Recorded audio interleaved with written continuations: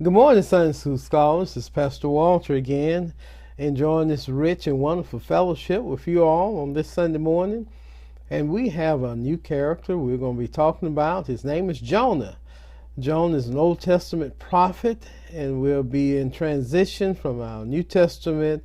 We've been dealing with the appearances of Jesus Christ recently after Resurrection Day and the effect that had on the church and getting them started toward the great season of Pentecost.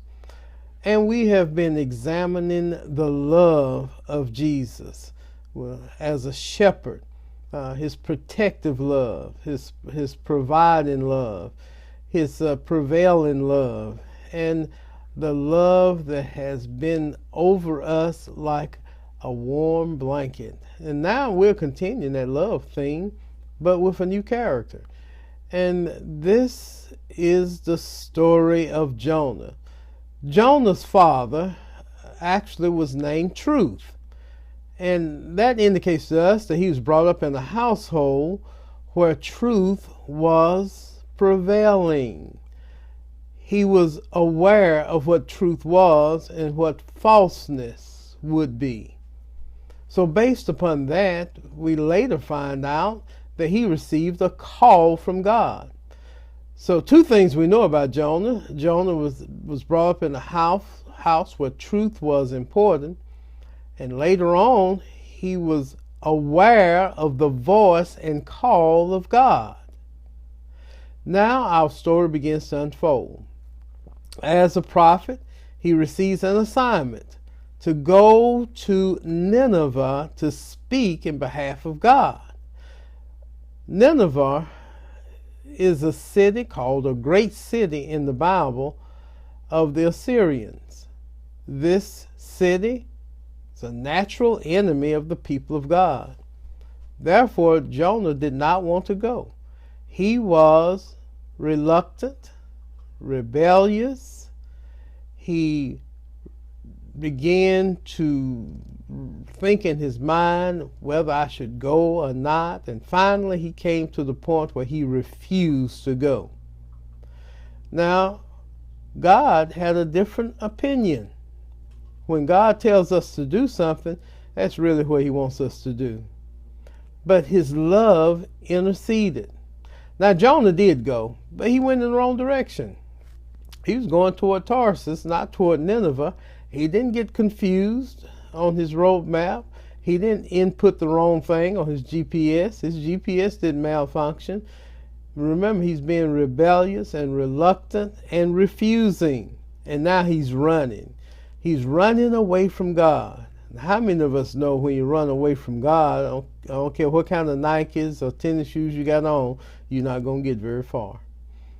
So he goes through this series of downness.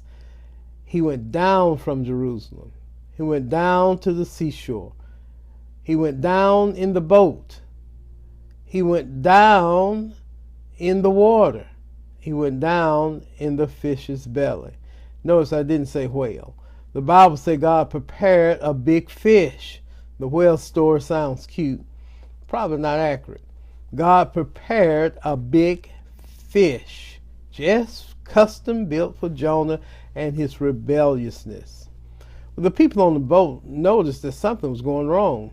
They were not followers of Yahweh, but they were religious people. They had their own idols, and they thought, man, your God's mad with you, and if you stay on board, you're going to mess us all up.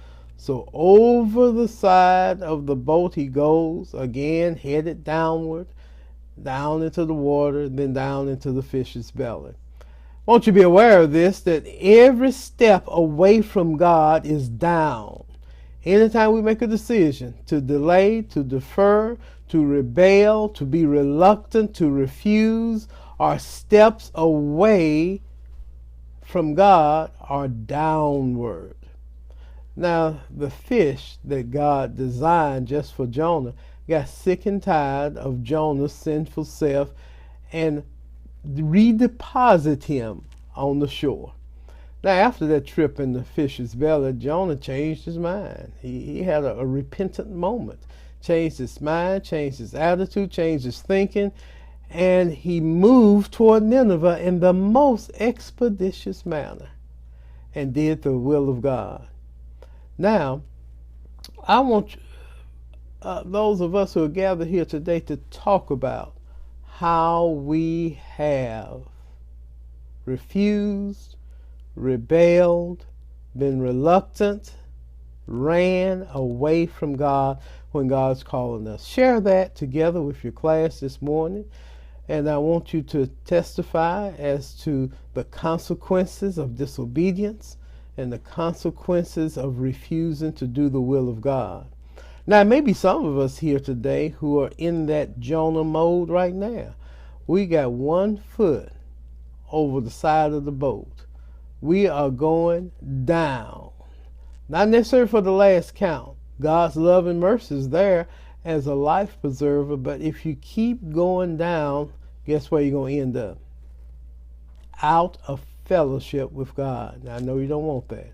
So let's discuss how your Jonah moment in your life has gone, how God has rescued you by his love and established you and then headed you to the place where he wants you to go. God bless you, love you, you take care, and just have a wonderful Sunday school lesson.